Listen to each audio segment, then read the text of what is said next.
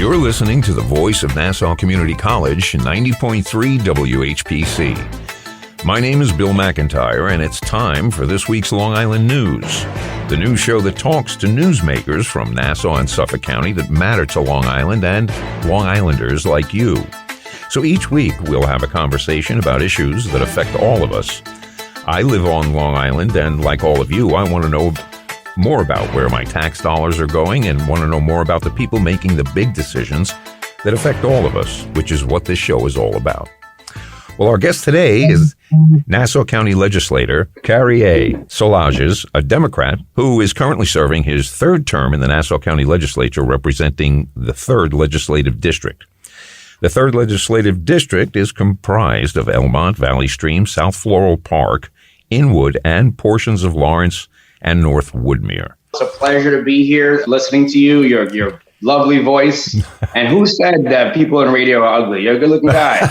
Oh, hey, it's common knowledge around here. I have a face for radio. But thank you very much, and thanks for being here. Welcome to this week's Long Island News. Wow, so how's the campaign going? Thank you very much. Yes, I am a county legislator serving Nassau County. And I'm also running for Congress in the 4th Congressional District, which the election is August 23rd, and the early voting starts early August 13th. I represent the areas that you mentioned, but this congressional district is much larger.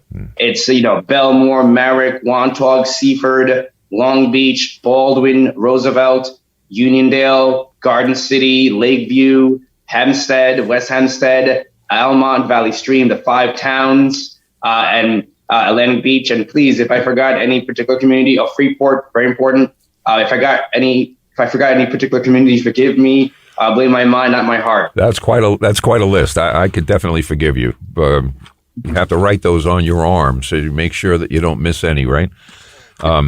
That's quite a diverse group of people too. Yes, it is. Well, the 3rd Legislative District that I represent is very diverse. It's called the Ellis Island of Nassau County. We have a beautiful diversity of everyone, where everyone is living together honestly in peace. People respect each other. What we see on TV, unfortunately, in the last couple of years is not really a reflection of who we are as Americans, and especially as Long Islanders. We are here in Nassau County, America's first suburb. And why I'm running for this position is that I believe that the American dream is dying. My parents came here in the early 70s from Haiti, and they were able to produce 4 children. One's a marketing executive. One is myself. I'm a legislator and a lawyer. My brother is a lawyer and a judge, and my sister's an assemblywoman. And so, they call us the Caribbean Kennedys. But nevertheless, the American dream is dying. The average college graduate is making $60,000, and they can't afford to buy a home like my parents did, who were immigrants. The average home now is about $700,000 here in Long Island. And that is, a reflection of what we experiencing here in Nassau, which is suburban poverty. If you're not making $95,000 to $125,000, you're living below the poverty level. So we need a leader who will now help to change our federal formulas as to how we define aid. I care about the working people. I was one of the elected officials who stood up in front of the McDonald's on Oak Country Road across from the Source Mall and demanded that the minimum wage be increased to $15 from $7. Right now, the federal minimum wage is $7. And in order to really live comfortably, you have to make $41 an hour. And New York here, we're lagging. And so as a Congress member, my sole goal is to get federal funding, bring home that bacon from DC down to Long Island. Right now, when we have federal dollars coming to New York, it first gets gobbled up by New York City and all those New York City politicians. Then it goes upstate, and the residue comes back to Long Island, and that's unfair. I have a good relationship with a lot of other elected officials by virtue of the fact that my sister is an assemblywoman. She works with a lot of these New York City politicians. We need someone to stand up for Long Island and get into that room where these important decisions are being made and say, hey, here in Long Island, we deserve our fair share. For every dollar we pay in taxes, we want to get 83 cents back. That means that we're leaving $26 billion on the table, going to other states like Alabama. As a result, our infrastructure is dying here. Our roads are in bad shape. We need someone to stand up and bring home those federal dollars. And that's what I could do for you as your Congress member. Wow. You certainly painted the picture. That's really what's going on. But the way that politics is these days, I was going to ask you, What draws you into actually wanting to go after this, other than you see problems and you want to fix them? I get that, but we have this gridlock thing happening now, and it's going to be tough to get around. And the other thing is, you like you said, you're fighting for the working man. And woman. Well, I'm sorry, right? Well, but when I see some of the forces that are opposed to that, I mean, we've got even the Federal Reserve Bank. They're not helping the little guy at all. As a matter of fact, personally, I think they are on the other side and trying to keep that down. We were speaking before we came on the air with some people at the station here. I was talking about, inflation. That's on everybody's mind right now. But the only thing they talk about is the workers' wages. They don't talk about the profits of big corporations that probably have a bigger effect on inflation than any amount of money a worker is going to put in his pocket. If you give money to poor people, they're going to spend it. This hoarding thing, I don't understand. I guess in the long run, how we became okay with people having billions of dollars. If it were up to me and I were a legislator, I'd put them all on a securities watch list, because people with that kind of money can do big things, good or bad. You're right. Well, that's what a congressperson can do. A congressperson can use his or her power of oversight and make sure that the Federal Reserve is doing the right thing for everybody. I love that question. Federal Reserve just increased interest rates, which means that mortgage interest rates are going up. So here in Long Island, people can only deduct $10,000 off of their taxes due to Trump and the cap that he put to punish blue states. And I want to increase that cap to $25,000. I want to make it possible that you could deduct $25,000. How can the Federal Reserve increase interest rates but not give us the relief that we need? And so we need an advocate who's going to fight for that. And I never allowed my situation as a legislator for my entire 10 years in the legislature, I never allowed the fact that I was in the political minority. There are only 7 Democrats and 12 Republicans. I never allowed that as an excuse not to get things done. In my district, we got more funding than other communities. All of our parks have been redone. All of our roads, my county roads in my district, have all been redone. I have 2 police activity league programs in my community where other communities have 1. So we need a proven leader who's been consistently reelected and not fired, a proven leader who can bring home the bacon, bring home federal dollars to their community. The word impossible shows you, if you look at that word, it says possible. There's nothing impossible. I don't care how great the forces against you are. You have to stand up and create a miracle for your people. That's good to hear. But I do still think that situation has to change. We do have It does have to change. So let me give you an example. So Sure. One of the reasons that I really stood behind increasing the minimum wage in Nassau County and in New York State is because Target just recently admitted that in one quarter they made $3 billion. And they also admitted that they could afford to pay their employees $25 an hour, but they're not. And so we have to now bring that under control and force them to pay more wages or create incentives for them to do the right thing. It is never the wrong time to do the right thing. Yeah. And so I agree with you. We have to Target. I love going to Target. I love, when I leave there, especially when I go there with my family, my pockets are feeling the pain. But obviously they can afford to do a markup on their items, and we have to bring them in and create regulations by which they have to pay their employees more. And once we do that, they will lead by example, and other corporations will be required to do the same thing. Mm-hmm. Well, I do understand that something just passed. I think it might have been a national, but talking about taxation on corporations, that they're actually going to pay something in the coming years. I don't think they'll ever pay their fair share. I don't know that anyone could twist their arms to actually get them to do that. If we make it our will, if we make it our choice, we could choose to do anything, honestly. Mm-hmm. I mean, I could give you examples of things that people thought were impossible. We got it done. Mm-hmm. I mean, in my district, for example, this is another example. There was a road called Hook Creek Road. It separated Nassau and Queens County. The road was in such disrepair for over 20 years that people thought it was impossible to get done. by, close cooperation with the village, the county, New York City, Department of Transportation, we fixed that road. Nothing is impossible. It's all about our willpower. If we all collectively choose to work on something and to make it a priority, we can get done. Look at how the federal government made it possible to have masks everywhere. At first, it was impossible to buy masks. You would go to Home Depot, you couldn't find a mask anywhere because of the pandemic. And next thing you know, masks were available everywhere. Mm-hmm. I want to do the same thing in several different examples. I want to make it, for example, that you could have Narcan, which is a drug that is used to to counter a overdose. We are losing so many young people due to this heroin epidemic, which is still happening. Mm-hmm. The pandemic hasn't made it better. And so I want to make it available everywhere, not so that people could just, overdose or attempt to get to overdose, but to at least to counteract that, to help that. Why? Because I've held a lot of workshops in my community where, we instructors would teach people how to use it. And it was amazing. I was surprised. Every reflection in the rainbow of people came to the meeting. That is an epidemic that is affecting all young people. I personally have lost 2 former interns due to drug overdoses, one from Belmore and one from Valley Stream. And so we have to do everything we can to protect our young people. I have a question, and most of us think this too. When we hear about an opioid overdose, we kind of automatically, it's a knee-jerk reaction to say that it's a young person. I would really like to see a breakdown of the ages of the people who have overdosed on opioids, because I have a sneaking suspicion that there are a lot of older folks.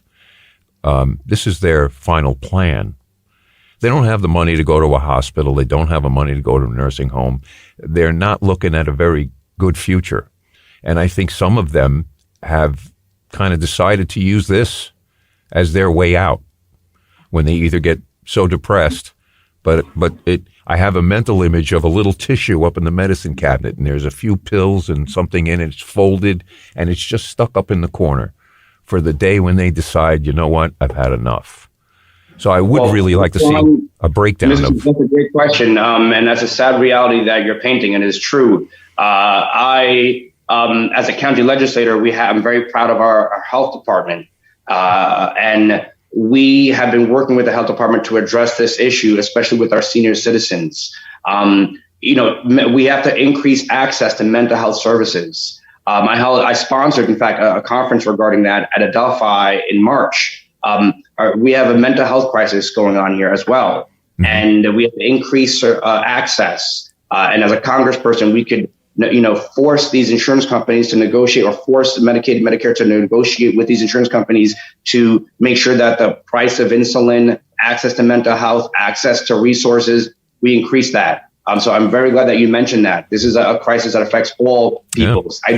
I do want to note that the Special Education Act of 1975, a federal law, required many schools to force many schools to try to diagnose children without any professional opinion. And as a result, many children, especially Black and brown children, were diagnosed with autism, emotional disturbance, without any professional letter from the doctor. How do I know about this? Because many parents from my community, I'm the only legislator with a law office, with an office in the community, and I have an open door policy. And parents are telling me that schools are forcing these children to enter, special education classes. And if you think about it, it's a way that these schools are segregating these student populations. Mm-hmm. And so why did I bring this up? Because some of these young kids are now being prescribed Ritalin. Mm-hmm. There are studies that show that young kids who are taking Ritalin, which according to the federal government is on as a classified drug, very similar to cocaine. Now these young children are now unfortunately addicted to opioids. And this study shows that there's a direct connection. And so there's another issue that we have to address. Yeah, definitely. There are so many things. You have to promise to come back too, because I know I'm not going to get to all the questions I have for you. But you're a member of quite a few committees, so maybe you could give us some updates on. Let's see, we have Minority Affairs, Development, and the Environment, and Finance committees. Yeah. Yes, that's a very important committee. So in the Nassau County Legislature, I want to educate people. Part of this endeavor is also to educate people, because it's about empowerment, education, and economics. And I believe that politics without economics is like a symbol without substance. And so I chose to be on some particular committees in the legislature that addresses those issues. So you have 19 county legislators in the county government. We all represent a different area of the county, and we are all assigned to different committees. And these committees meet, and then after the committees meet, we meet twice a month. And these meetings are online. You can go to the Nassau County Legislature website. And after we meet the committees, then we have a general meeting later in the month where all the committees come together and it's a full legislative hearing. And we discuss particular issues and vote on particular issues in these different committees. So I have a number of different pieces of legislation that are currently pending and other pieces of legislation that I helped to initiate. For example, I initiated a law that says that it is unlawful for an employer to discriminate you because of your hairstyle. I've had many young people who have braids and dreads, or even a lot of my South Asian constituents who have a hijab, and they claim that they did not get a job opportunity because of their hairstyle. I mean, it's quite frightening that young people think that they can't get a job or proceed in their career because of their hairstyle. We should free ourselves from that mental slavery. And so it's unlawful to do that. That's an example of a law that we passed with the committees, and there was joint cooperation between the Republicans and Democrats. So one piece of legislation I'm trying to get passed right now is a gun safety storage legislation, where if you have a gun, you're required to keep it in a safe box.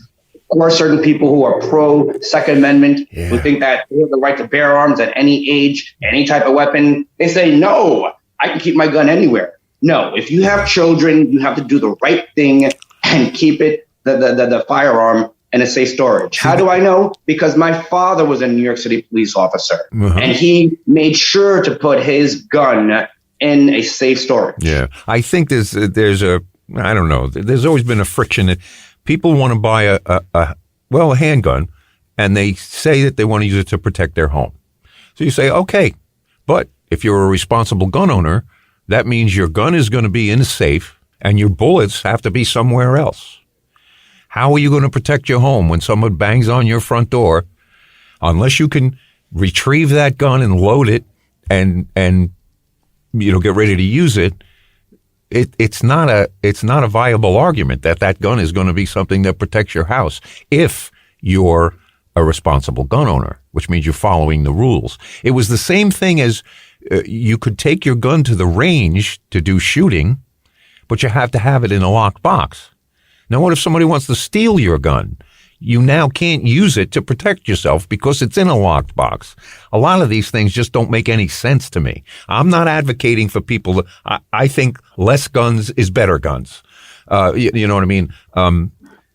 But those things always bothered me just about the situation itself. I have a gun, That's a great remark, Bill. For every argument, there's a counter argument, But I think we all can agree on a couple of things here, okay? We all can agree that, assault weapons like M16s are not meant for, are meant to, hunt. They're not meant for everyday usage. We could agree on that, right? And Republican or Democrat, we could pro-amendment, anti-Second Amendment. We could agree on that. We could agree that an 18-year-old is not a responsible person to have a firearm. I think we could agree on that. Across political lines, we could agree that. If we can come to an agreement on that, then I'm sure we can make some legislation to address that. Right now, we don't have legislation to address that, and that's concerning. I'm all for a ban on assault weapons. We had that before. We don't have that now. We need that. And as a Congress member, I'm going to get that done. I'm tired of seeing these massacres at schools, at churches, at places of worship, at supermarkets. I'm tired, not just tired, I'm devastated. I mean, the week after that massacre in the supermarket in Buffalo, all of America felt like they had a black eye and they were depressed from that. We don't want to see children being killed. There should have been an Emmett Till moment when that happened, when the children at the Uvalde school in Texas were killed by that madman. What do I mean by an Emmett Till moment? Well, there was a young man in the South who was killed by an angry mob because he was a young black man. He was accused of assaulting a white woman. And his mother at the funeral said, no, I want the casket to be open. I want the world to see what happened to my son. And that forced the world and that forced people in the civil rights movement a lot of blacks, a lot of Jewish people that forced them to come together and fight for civil rights. And we need now an Emmett Till moment, that where the world saw the gravity of that massacre, of that tragedy, and we're forced, based on their own good conscience, to do the right thing. Yeah. Well, that's another issue that, I'm sure you're going to tackle with, or, you're going to have to. But one of the other things too, what we were talking about healthcare and mental health care. And, again, most of the world, it appears, has universal healthcare.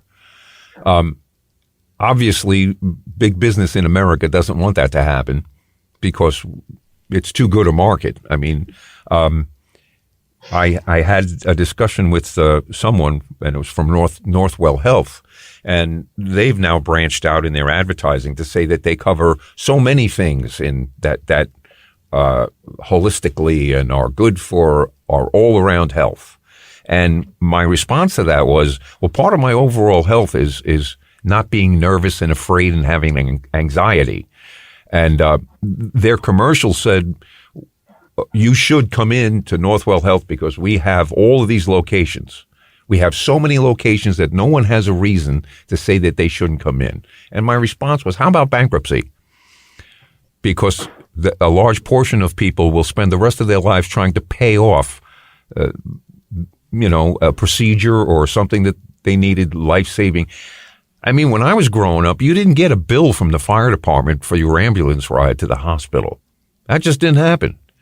And we have volunteer fire departments out here that have worked great. I don't know if that'll continue, but now it seems to be whether you move left or right, you're going to get a bill.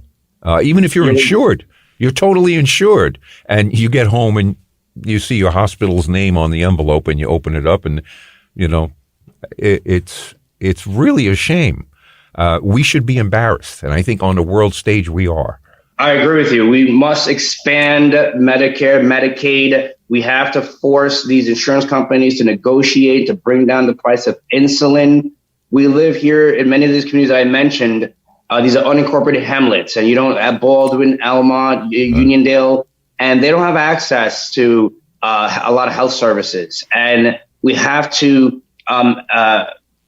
force these companies to negotiate to bring down the price of insulin. I have pictures on my phone right here of me meeting with senior citizens yesterday, and they're telling me they can't afford the price of insulin. I mentioned that those communities because in those communities, you don't have a lot of access to healthy food. We live in food deserts. So as a result, it creates poor health. People, then now people who never had diabetes in their family now have diabetes. I have, my family, we have a young person that has, type 1 diabetes. And I'm glad at least, we found it when he was young, so that because it's hard as you're older to adopt new practices. Mm-hmm. And we have a high rate of diabetes in all these communities, especially in the Black and brown communities. But the price of insulin is through the roof. And you're right. People are complaining about these bills from the fire department and the ambulance services. And they're avoiding making the right decision and calling the ambulance, and they're trying to drive to the hospital on their own. Yeah. That's not the right thing to do. We have to incorporate these expenses as expenses that should be covered under insurance. Yeah. And so again, if we collectively come together as one, we could get this done. If we do not move as one, we will suffer the consequences. You're right. So we have to come together as one, put aside our differences, Republican or Democrat, East Coast, West Coast. No. Let's just stop that. Yeah. Let's come together as one people, because out of many, there's one. Yeah. I think the most ludicrous thing, and every time I think about it, it just, we have Medicare, but it doesn't, which is insurance for an aging population, but it does not cover glasses, teeth, or hearing aids. Well, gee, I would imagine that the biggest percentage of those issues are in that exact population. But it doesn't, so what does it? I mean, you could ask, the shorter list is what does it cover? And, these two things. Oh, great. And we've been dealing with it for a long time like that. I tell you, I like your attitude. You got a can-do attitude. It's really good. I mean, the issues will keep coming. And it's good to know there are folks like you on the front line who fielding these things. And we often talk, I often talk with lawmakers about things that happen when laws are passed, and just to get them to remember the issue of unintended consequences. We take a broad brush and we create a law, or we create, and we don't think 3 or 4 steps, like the opioid thing. Or bail reform. Bail reform is an example. I would not support a bail reform, and it has bastardized our criminal justice system, in my opinion, where judges don't have the power to do the right thing. And I don't like to see now what has happened. And so we need to change that. Yeah. And so I agree with you. We have to be, we have to be thoughtful. But I have to say this, okay? I'm a Christian. Book of Matthew says, ask and you shall receive. You have to open your mouth and ask. As a leader, as a person, as a young person talking to your parents, you have to ask. And once you put it in the universe, it will happen. The good book also says that if you ask not, you will have not. And so we have to ask. And so, for example, on May 19th, 2013, I stood with community leaders in the rain at Belmont Racetrack, and we said we want sustainable development and we want a train station. Took us 10 years, but we got a train station because of our hard work as a community. Also, without my sister, the Assemblywoman, we have a train station at Belmont Racetrack, which means that that's the first train station built by the MTA in 50 years, and it happened in my community. Mm-hmm. And so I'm not just talk, I'm action as well. But you have to put it out in the universe. It's a process. It's not an event. We have to fix our broken immigration system. I do immigration law as well. The last amnesty was in 2001. We have an entire subculture of people who are not participating in our democracy because they're living in the shadows. We cannot do that. They want to be taxpayers. They want to be productive citizens. Right. And if we create a process by which they can become citizens, we can make it happen. Well, I'll tell you what. Good luck with your campaign. I'll be watching. If you don't remember my name, remember my initials, CS for Common Sense. CS Common Sense. CS Common Sense. Okay, it's not about Republicans, it's about Democrats. It's about doing the right thing. I'm asking for your support. I want your vote. Friends don't let friends vote alone.